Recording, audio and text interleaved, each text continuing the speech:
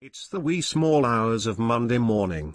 Auntie Joan, she's the one on the right, and her best friend Terry, have both fallen asleep. A cloaked figure stands in front of Auntie Joan's 48-year-old, black and white television set. They have an evil, lustful gaze towards Auntie Joan's purse, which is the only thing she has, that belonged to her late mother. It has great sentimental value. Auntie Joan and Terry made plans to go down to Carter's, once daylight arrives, and do their weekly shopping. Hasn't that breakfast presenter man got such a lovely smile? He makes me feel glad that I'm alive and able to witness another day in Torquay town centre. You are aware it's raining outside, Joan. When I went down your passage earlier, so I could attend to nature, as ladies must, I found the street door wide open, and the draught, well, it could turn a windmill. Torquay isn't the place to be leaving things about when they aren't properly screwed down. You must have forgotten to turn the key when we came back from Carter's yesterday. Talking of Carter's, have you done the shopping list and put it in your purse? Come to think of it, Terry, have you seen my purse this morning? I thought I had left it on the back of the settee when we went to sleep. Well, it's not there now.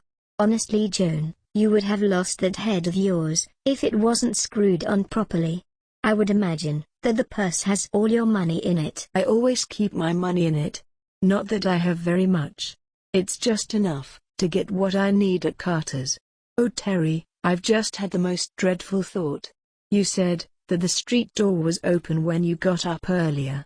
You don't think that someone has been in and stolen it?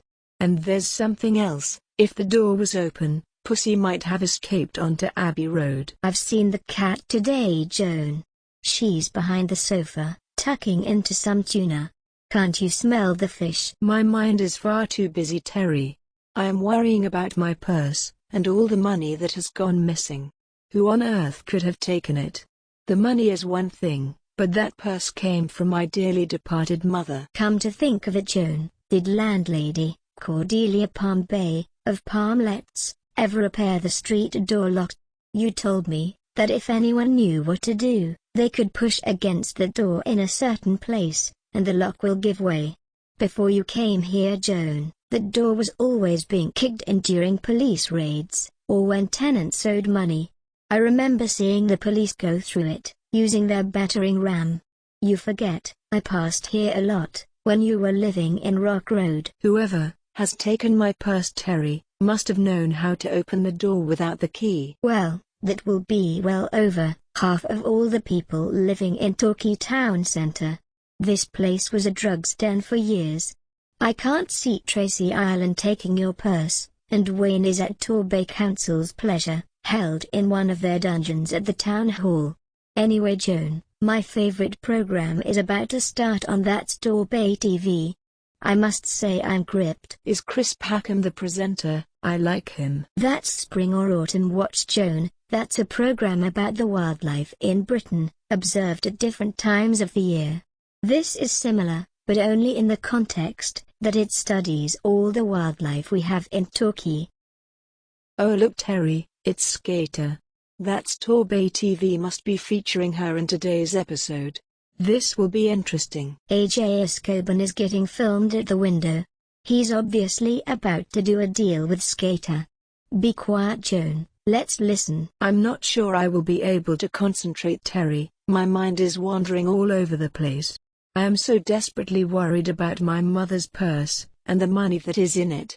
How will I eat, if I can't afford any food, and my electricity meter won't last, without a top-up this week? Especially if I am forced to use one of the bars on my fire. Is that a camera in your room, Skater? I'm not being filmed, am I?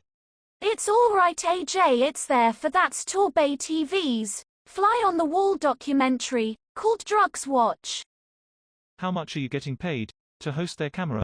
A couple of $100. You can expect to find me at your window most days. Now I know you have money to give me, babe. If the cops get to watch this show, they still must prove we are actually dealing. Shall we tell them we are training to be actors, and I am coming to your window with a prop called Johnson's baby powder to cool your hot and sensuous, shapely body. You are proper funny, AJ, and I do like you a lot. I can't believe it, Joan. Torquay criminals are getting so brazen. In my day, drugs were kept behind steel doors they put inside houses along Warren Road. Nowadays, everyone knows where their local drug supermarket is in Torquay town centre. The druggies don't have a care in the world. AJ Coburn even deals on his own front doorstep, and by all accounts, isn't bothered about being filmed. The police have given up chasing drug dealers in Torquay. I don't blame them, they just don't have the resources to do it. They know what's going on. Talking of criminals, Terry, just look what sits on Skater's window ledge. My mother's purse. I hope she hasn't spent the money I needed for Carter's.